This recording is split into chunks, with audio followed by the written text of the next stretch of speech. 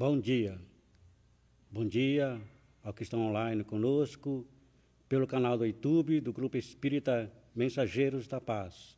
Bom dia aos amigos aqui presentes em nossa casa.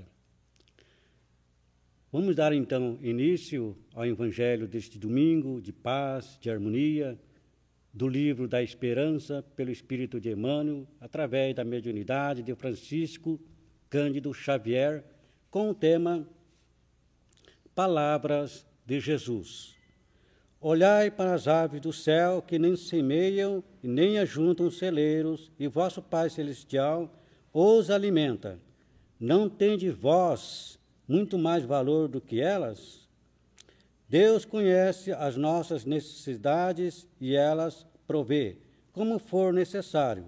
O homem, porém, insaciável nos seus desejos, nem sempre sabe contentar-se com o que tem. O necessário não lhe basta, reclama o supérfluo. Providência, então, o deixa entregue a si mesmo. Mateus, capítulo 25, versículo 7. Vale-se muita gente do Evangelho para usar as expressões literais do Senhor sem qualquer consideração para com o sentido profundo que as ditou, simplesmente para exaltar conveniência e egoísmo. Exortou o Divino Mestre: não vos inquieteis pelo dia de amanhã. Encontramos aqueles que se baseiam nestas palavras, destinadas a situar-nos na eficiência tranquila para abraçar deserção e preguiça, olvidando que o próprio Jesus nos advertiu: andai enquanto tendes luz. Asseverou o eterno amigo: nem só de pão vive o homem. Há companheiros que se estribam em semelhante conceito, dedicado a preservar-nos contra a volúpia da posse, para assumirem atitudes de relaxamento e desprezo à frente do serviço de organização e previdência da vida material, sem se lembrarem de que Jesus multiplicou pães no monte, socorrendo a multidão cansada e faminta. Afirmou o excelso benfeitor: realmente há céus. Em todos os círculos do ensinamento cristão, aparecem os que se aproveitam da afirmativa dedicada a imunizar-nos contra as calamidades da avareza, para lançar diatribes contra o dinheiro e sarcasmos contra os irmãos chamados a manejá-lo na sustentação do trabalho e da beneficência, da educação e do progresso, incapazes de recordar que Jesus honrou a finança dignamente empregada, até mesmo nos 2 vinténs com que a viúva pobre testemunhou a própria fé. Disse o Cristo: não julgueis. Em toda parte surpreendemos os que se prevalecem do aviso que nos acautela contra os desastres da intolerância para acobertar viciação e má-fé, sem se prevenirem de que Jesus nos recomendou igualmente: orai e vigiai, a fim de não cairdes em tentação. Admoestou o mestre dos mestres: ao que vos pedir a túnica, cedei também a capa. Não poucos mobilizam o acerto consagrado a impelir-nos ao culto do desprendimento e da gentileza, para estabelecer regimes de irresponsabilidade e negligência, quando Cristo nos preceitou a obrigação de entregar a cada um aquilo que lhe pertence, até mesmo nas questões mínimas do imposto exigido pelos poderes públicos ao solicitar-nos: dai a César o que é de César. Não podemos esquecer que as palavras do Cristo, no curso dos séculos, receberam interpretações adequadas aos interesses de grupos, circunstâncias, administrações e pessoas. A doutrina espírita brilha hoje, porém, diante do Evangelho, não apenas para aliviar e consolar, mas também para instruir e esclarecer.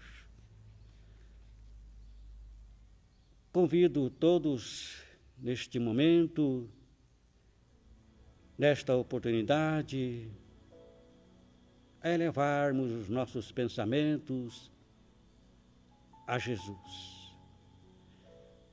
Querido amigo e irmão, nos encontramos reunidos nesta casa para continuarmos o nosso aprendizado em torno da tua mensagem libertadora, codificada por Allan Kardec, que vem nos explicarmos quem somos nós, de onde viemos, qual a nossa finalidade aqui na vida física. Senhor, nos ampare, permita igualmente que a nossa irmã seja amparada, inspirada, e com a permissão também igualmente da equipe espiritual, amigos incansáveis da tua seara, que nos abençoe nesse trabalho humilde e simples em que realizamos em nossa casa. Obrigado, Jesus, que assim seja. Muito bem, então hoje com a nossa amiga e irmã Patrícia Ghiseline, ela é membro do Conselho Deliberativo, evangelizadora, expositora do Evangelho. E hoje com o tema do capítulo 25, Buscai e achareis, observai os pássaros do céu. Seja bem-vinda a nossa irmã Patrícia.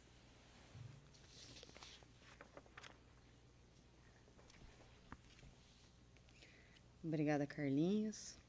Muito bom dia a todos que estão aqui presentes nessa nossa casa tão abençoada, tão acolhedora, num domingo tão gostoso como hoje, e também a todos aqueles que nos acompanham através da internet. Então vamos pedir que a paz do nosso Mestre Jesus possa estar a nos envolver a todos, que através de suas bênçãos e da espiritualidade amiga que possamos ser felizes e compreendidos em seus ensinamentos no dia de hoje. Então, a nossa tarefa hoje é falar um pouco sobre a providência divina. Para começar essa nossa reflexão de hoje, sobre essas palavras do Mestre, eu gostaria de fazer uma grande pergunta. O trabalho, ele é importante na nossa vida?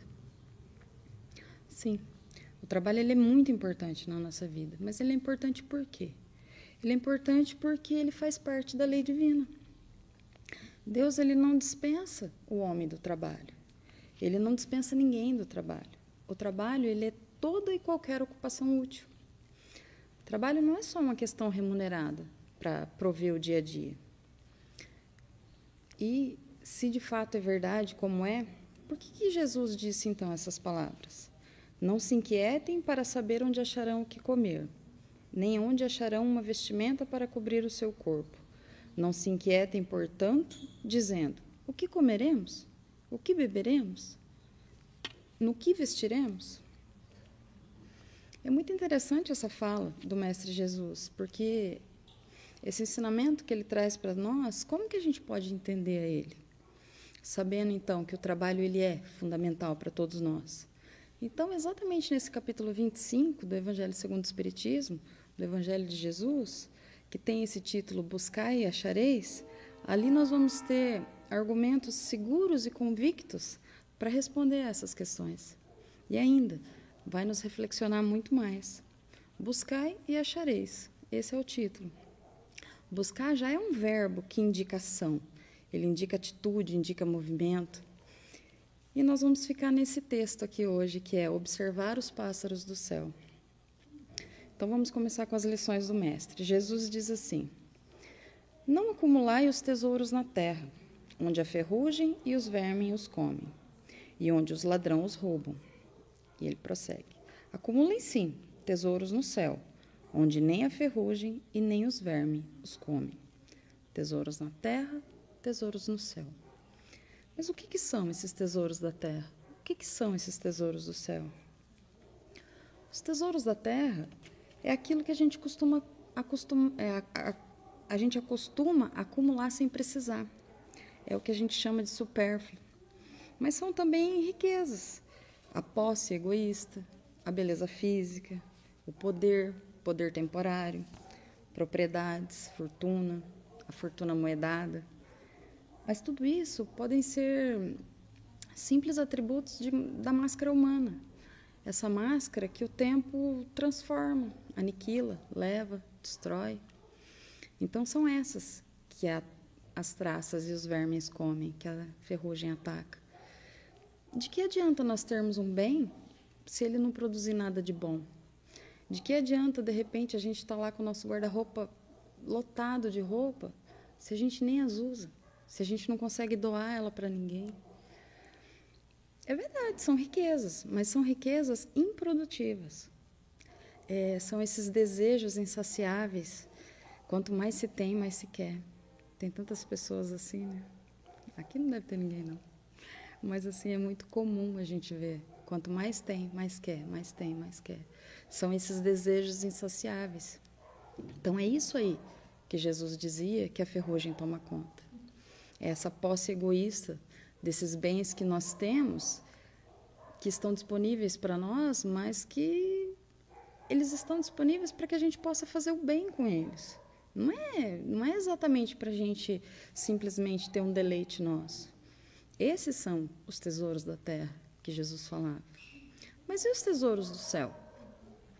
Os tesouros do céu, eles são as virtudes, são as qualidades morais do indivíduo. É o amor, a compreensão, a dedicação, o respeito.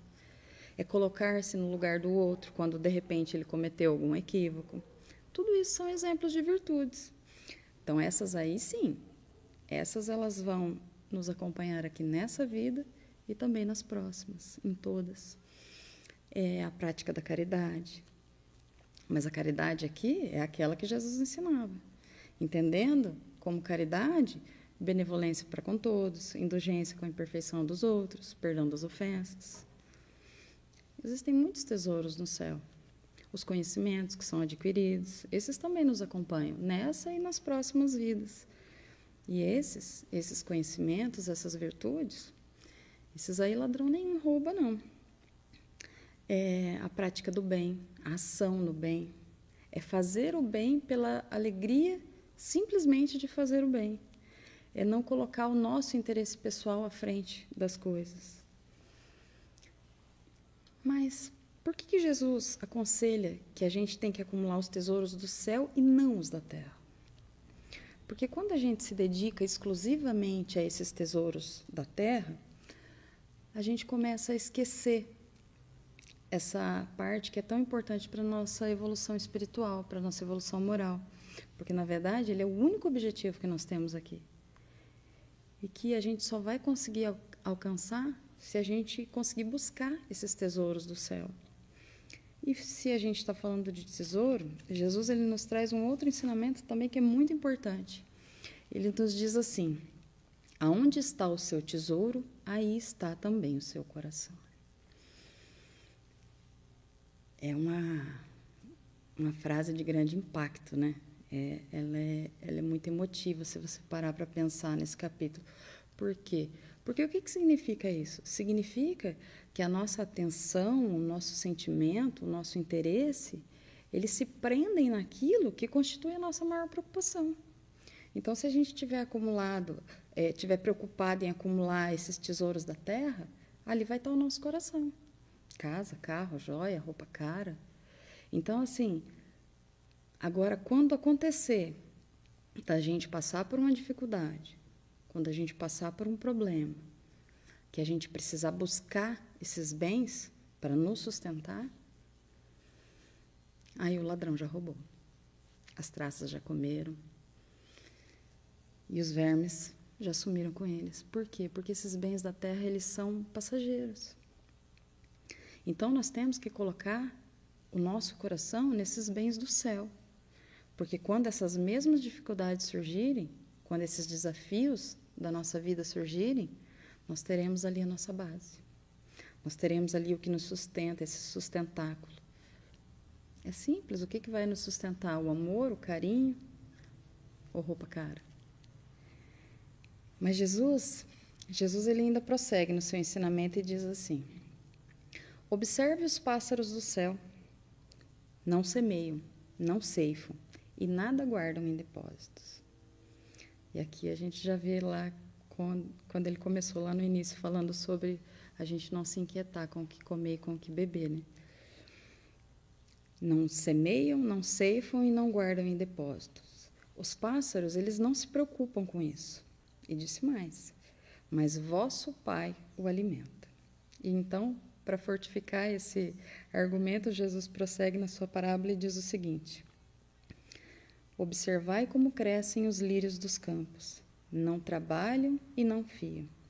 Entretanto, eu declaro que nem Salomão, em toda a sua glória, jamais se vestiu como um deles. Que palavras, né?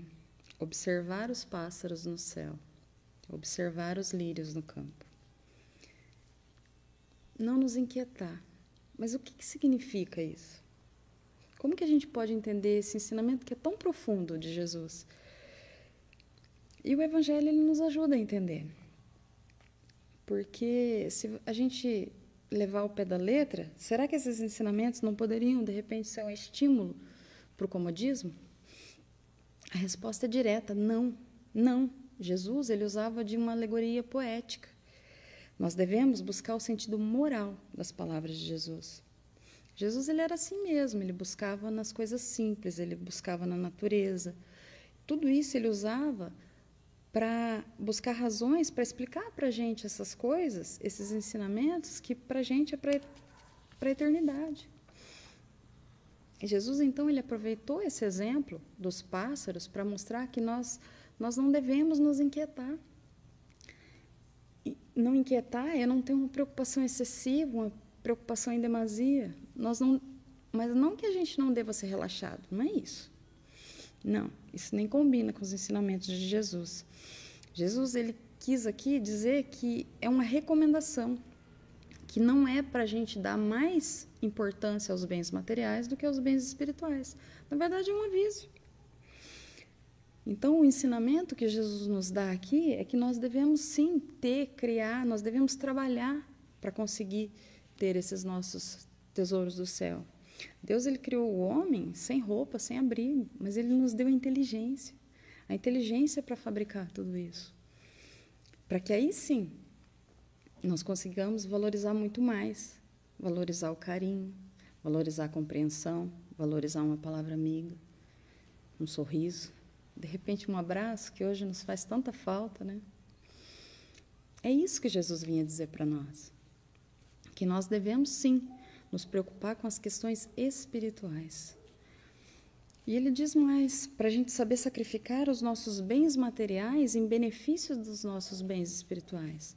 Sacrificar aqui, no sentido, muitas vezes, no sentido da gente saber renunciar, de saber dar utilidade para aquilo.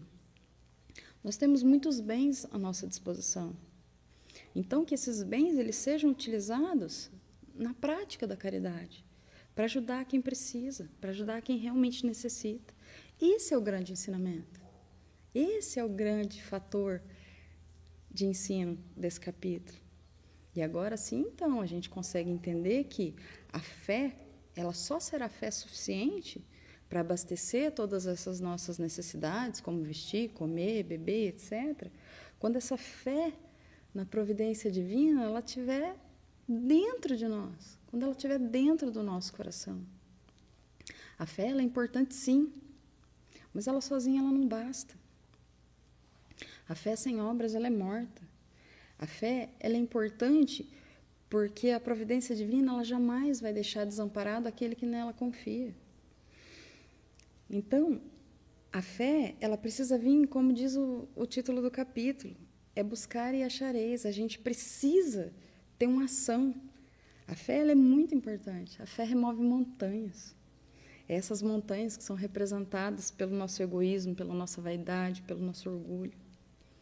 A fé, como já dizia Chico Xavier e André Luiz no livro Os Mensageiros, é a ginástica do nosso espírito. A gente não pode deixar ele atrofiar. Mas mais do que isso, Deus, do nosso lado, Ele quer que a gente trabalhe. A gente sabe a importância do trabalho. Deus não nos isenta dele. Ou seja, não nos inquietar é muito importante. Observar os pássaros do céu é muito importante, mas nós temos que trabalhar. Nós temos que lutar, nós temos que buscar, nós temos que fazer algo. Isso é que é importante para todos nós. Agora nós podemos entender um pouquinho mais quando Jesus falou o seguinte: olha, se Deus nem sempre dá o socorro material, Ele inspira ideias com as quais nós poderemos sair das dificuldades. É verdade, é como aquele homem que caminhava pelo deserto e caiu cansado, mas que ele fez uma prece verdadeira, de coração.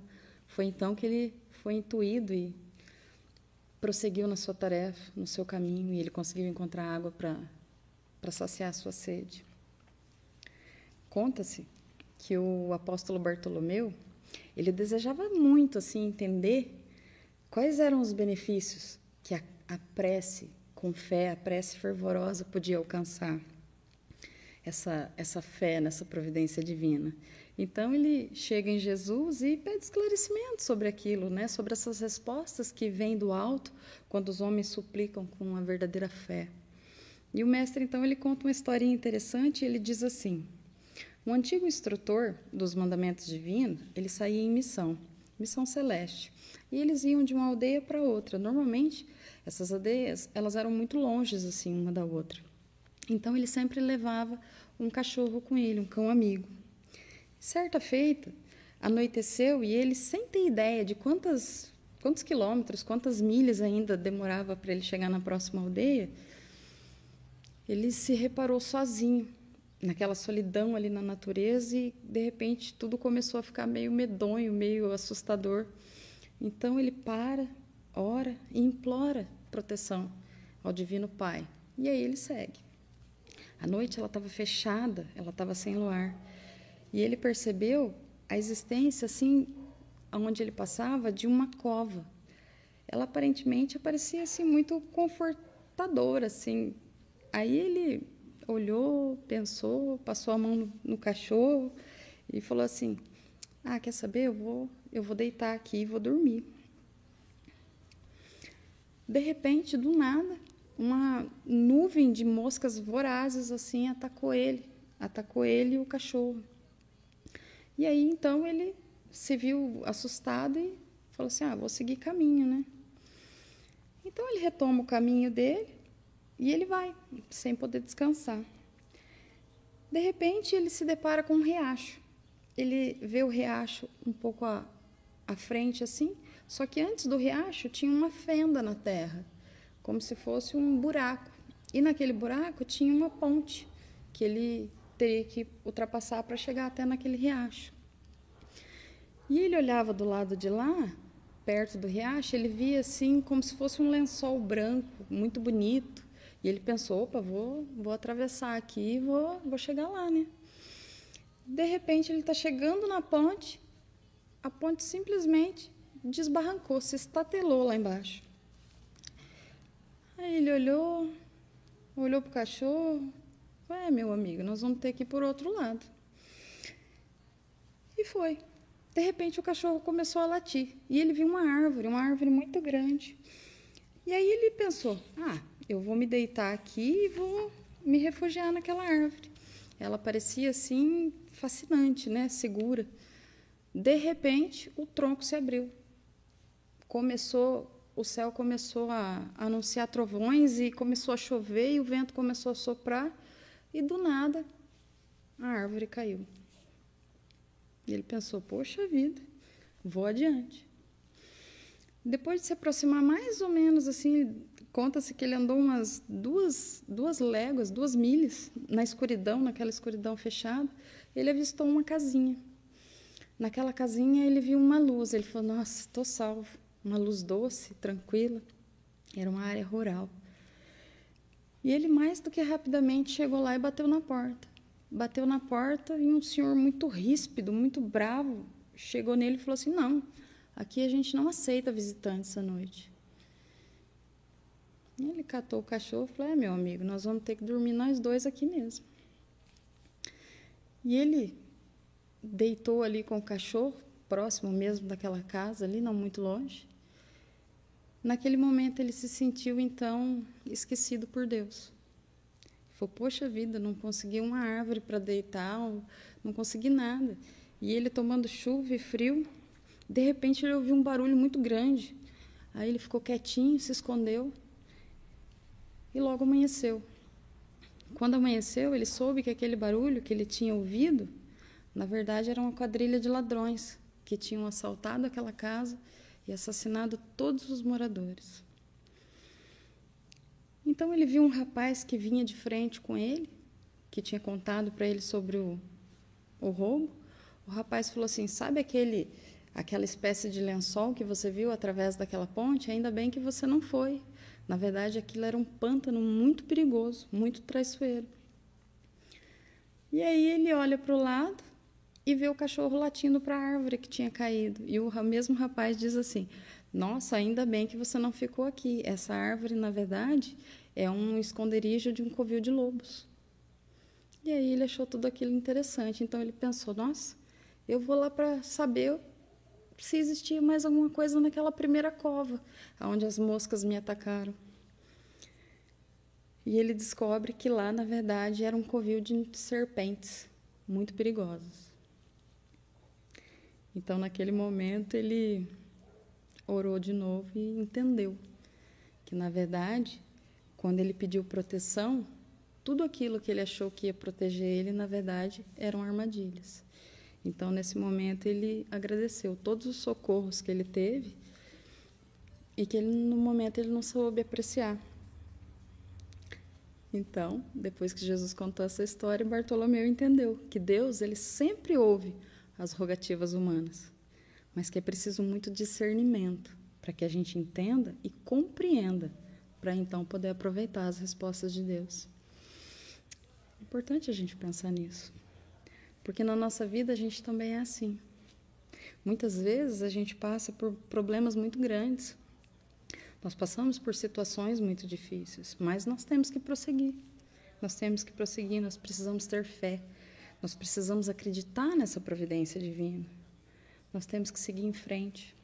Nós temos que alcançar esse nosso objetivo com isso. Nós entendemos melhor essa questão de não se inquietar com o que comer, com o que vestir, e é assim, não é negar a prudência. Nós devemos sim ser prudentes, ser cuidadosos, porque também não é negar o trabalho, porque o trabalho, ele traz progresso, e o progresso, ele é filho do trabalho. Então, sem trabalho não existe o progresso. E o trabalho, é muito importante que a gente repita, é toda e qualquer ocupação útil. Então, não se inquietar em não ter o que comer, em não ter o que vestir, o que é? É saber a gente se contentar com aquilo que a gente já tem. E acreditem, o que a gente já tem já é muito. Já é bom para que a gente faça o bem, para que pratiquemos o amor, para que exercitemos a caridade. É também se bastar com o que é necessário. Só de se satisfazer com o necessário e, com isso, a gente não desejar o desnecessário. Outro dia eu ouvi uma reportagem de um músico que ele estava falando sobre a pandemia e ele dizia mais ou menos assim que ele descobriu que com a pandemia ele descobriu que a vida dele era muito barata. E eu achei interessante aquela fala dele, porque ele dizia assim, na correria do dia a dia a gente não percebe o custo que a vida tem, mas quando você fica quietinho ali dentro da tua casa, você passa a pensar assim, tá certo que o arroz está muito caro, o feijão está muito caro, a carne está muito cara, tudo está fora assim, de uma realidade de pouco tempo atrás. Mas quantos quilos de arroz você é capaz de comer em um mês? Quantos quilos de feijão você come em um mês? Mas não é comer por gula, é comer por necessário, por necessidade. O que é realmente necessário para me manter em pé, para me manter vivo, para me manter saudável? Então, se a gente for parar para pensar, o necessário ele custa pouco, é o desnecessário que custa caro. Então, muitas vezes a gente entra seara consumista e nós queremos tudo, nós queremos, às vezes, muitas coisas, a gente se propõe a fazer coisas absurdas para ter certas coisas. E quando a gente para e coloca a mão na consciência, a gente vai ver que a gente, muitas vezes, nem precisa daquilo. Então, isso é o quê? É não se inquietar. Porque quando a gente não se inquieta com as coisas, tudo isso tem consequências. Uma delas é os alimentos para todos. Por quê? Porque nós não vamos mais desperdiçar. Nós não vamos mais utilizar os bens como eles realmente deveriam ser utilizados. Então, assim, vocês sabiam que existe um dado que diz que 50% de toda a riqueza do mundo está na mão de apenas 1% da população? E que os outros 50% se dividem com todo o resto? Então, assim, o que precisa é da fraternidade entre os povos. Porque o que muitas vezes falta para um é o supérfluo momentâneo do outro. Não que eles não tenham mérito por ter aquilo, porque muito provavelmente foi conseguido com um trabalho sério. Mas a partir do momento em que eu tiver a fraternidade, tudo isso vai se resolver. Tudo. Mas tudo isso vai ser graças a nossas atitudes. E as nossas atitudes, elas começam dentro de casa, é dentro do nosso lar, é dentro do nosso ambiente de trabalho. Mas como que tudo isso vai acontecer? Os espíritos superiores, eles já nos falavam há muito tempo. Nós conseguiremos, por exemplo, alimentar a todos. A Terra produz o bastante para alimentar todos os seus habitantes. Então, por que existe fome? A ONU já diz, a produção mundial de alimentos é suficiente para alimentar a todos no planeta. Mas por que isso acontece? Para que isso não aconteça, é de fundamental importância. É preciso que os homens, acima de tudo, aprendam a administrar. Administrar segundo as leis de justiça, de amor, de caridade, de amor ao próximo. E aí sim nós vamos conseguir fazer exatamente aquilo que Deus quer de nós, que é praticarmos a fraternidade universal, que saibamos observar os lírios dos campos, que saibamos observar os pássaros no céu, mas que nós trabalhemos também, que saibamos buscar para poder achar. O Espiritismo, ele nos traz contribuição para isso. O Espiritismo, ele contribui e ele nos traz a explicação da reencarnação. Ele nos traz Jesus como nosso modelo e guia da humanidade. O Espiritismo, ele nos explica, ele nos esclarece a relação do mundo corporal com o mundo espiritual. O Espiritismo, ele nos explica, ele nos esclarece quando ele vem dizer que fora da caridade não há salvação. Então, é com muita autoridade que ele diz isso. Não é com leis que se decretam caridade e fraternidade. De agora em diante está decretada a caridade, está decretada a fraternidade. Não é assim, não é. Mas a doutrina espírita, ela diz que se a caridade e a fraternidade elas não estiverem dentro do nosso coração, o nosso egoísmo sufocará. E o egoísmo, ele é a principal, é a maior doença da humanidade. É a maior. Nós precisamos lutar contra isso. Existe um texto da redação do Momento Espírita que fala sobre a providência divina e eu gostaria de dividir com vocês. Você já se deu conta de que o não de Deus é a melhor resposta? Já percebeu quantas vezes você pediu alguma coisa ao Criador e não teve êxito? De um modo geral, nós não apreciamos a resposta negativa. Porém, passado um tempo, nós concluímos que o que Ele nos enviou sempre foi o melhor. O adágio popular diz que Deus escreve certo por linhas tortas. A verdade é que Deus escreve certo por linhas certas. Lemos há algum tempo a história de uma americana que relacionava muitas situações da sua vida em que a providência divina se apresentou de forma diversa à solicitada. Por exemplo, a filha chegou chorosa da escola porque não conseguiu o papel na peça de fim de ano. Era o que ela mais queria, o que ela mais ansiava. Por alguns dias, ela permaneceu ali então tristonha, até irromper as portas do lar eufórica.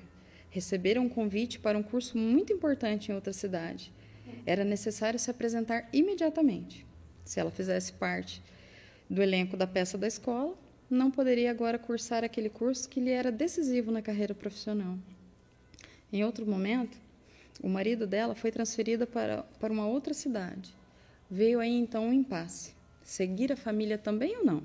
As crianças teriam um problema na escola? Ela, a Beth, precisaria deixar o emprego.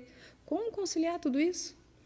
Acreditando então que seria terrível viverem separados, oraram muito. Pediram que a transferência do marido não se concretizasse. Em vão.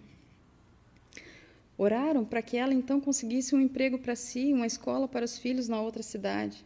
Também em vão. O marido então passou a vir para casa somente aos finais de semana. Então, quando ninguém esperava, uma reviravolta administrativa e uma tarefa se findou antes do previsto. E eis que agora estavam todos juntos, sem mudança. O não de Deus para os seus pedidos fora realmente providencial. Até quando o pai de Beth, já idoso, adoeceu, Deus não atendeu o que lhe foi pedido. Todos oravam para que ele se curasse das mazelas. Beth se lembrou de uma frase do marido: tenha fé na resposta de Deus, querida. Descobriu então ela que estava orando incorretamente. Pediu então: meu Deus, eu sei o que eu desejo, mas pode essa não ser a melhor resposta para o meu pai. Ele também é uma de suas criaturas, então que seja feita a tua vontade e não a minha. E o pai de Beth morreu 2 semanas depois. Ela pensou então nos anos de invalidez que o adorado pai teria de suportar se houvesse sobrevivido. E disse baixinho: sim, foi a resposta de Deus. Por tudo isso, no aniversário de casamento, ela entregou ao marido um cartão com os dizeres: você não é o marido que eu esperava. Colocou uns pontinhos para dar um ar de suspense, mas com certeza é o melhor que Deus escolheu para mim. Ele sorriu e entendeu. Então, analisar o que ocorre é muito importante. A resposta divina, ela sempre chega. Embora, de um modo geral, não exatamente como a gente quer. Assim é o concurso que hoje não se consegue vencer, o imóvel cuja negociação não dá certo, até o casamento idealizado que acaba no noivado. Tudo tem uma razão de ser. Razão que a divindade conhece e que nós devemos buscar e entender. Mas mesmo assim, a debilidade da nossa fé, vez ou outra, faz com que a gente se pergunte: será que atende? Afinal de contas, quantos de nós já fizemos tantas rogativas ao Criador que jamais foram atendidas? Contudo, não é assim.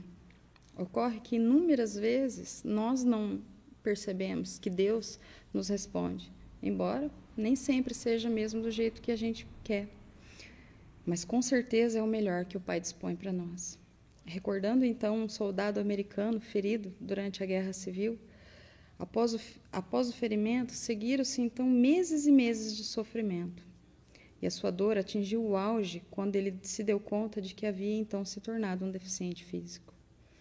No entanto, a transformação radical em sua vida lhe abriu horizontes, que ele sintetizou em uma oração. Oração essa que talvez se constitua uma das mais belas páginas escritas por um deficiente físico. Conforme a tradução livre do inglês, ele diz assim: pedi a Deus que me desse forças para tudo conseguir. Fui feito fraco para aprender a obedecer. Pedi a Deus a saúde para realizar coisas grandiosas. Fui feito doente para realizar coisas difíceis. Pedi a Deus por riquezas para comprar a felicidade. Fui feito pobre para vender sabedoria. Pedi a Deus que me concedesse poder para que os homens necessitassem de mim. Eu fui feito insignificante para sentir a necessidade de Deus. Pedi a Deus por tudo isso para poder gozar a vida. E Deus me deu a vida para avaliar o seu gozo. Não recebi nada do que pedi, mas obtive tudo aquilo que esperava ganhar. A despeito dos meus erros, as preces que eu não fiz foram atendidas, e dentre todos os homens eu me considero o mais ricamente abençoado. O entendimento do soldado ferido, que se tornou um paralítico anônimo, nos dá então essa tônica de que Deus ele ouve sempre as nossas preces, que Ele nos atende, mas sempre de acordo com aquilo que é o melhor para nós. Então, com tudo isso, nós chegamos tranquilamente à conclusão de que observar os pássaros no céu e observar os lírios no campo, não se inquietar com o que beberemos, com o que comeremos ou com o que vestiremos, na verdade, é nos voltarmos para dentro de nós mesmos, é começarmos a trabalhar e a corrigir o nosso egoísmo, a nossa vaidade, o nosso orgulho. Esse é o nosso trabalho. E é isso que Deus quer de nós. Não tenhamos medo, nem nos inquietemos pelos dias vindouros. Trabalhemos, certos da importância do trabalho. Trabalhemos no bem, mantenhamos a fé na providência divina. Façamos a nossa parte, que o restante é por conta de Deus. Que a paz de Jesus permaneça em nossos corações. E até uma próxima oportunidade.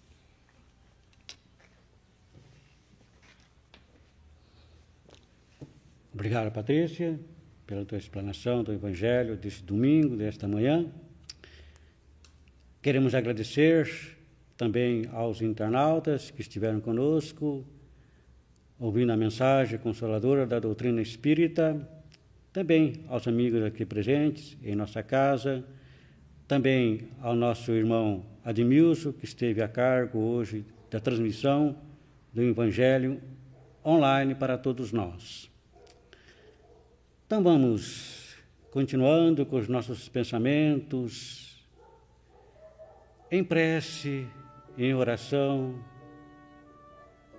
agradecermos a Deus, nosso Pai, Criador, pela vida. Agradecer por estarmos reunidos com os nossos amigos, nossos familiares. Agradecermos também a equipe espiritual desta casa que nos amparou e a Jesus, o amigo incondicional das nossas vidas, irmão que por amor veio até nós para trazer a tua mensagem de paz, de esperança aos nossos corações. Obrigado, amigo celeste. Que assim seja. Nosso bom dia, muita paz.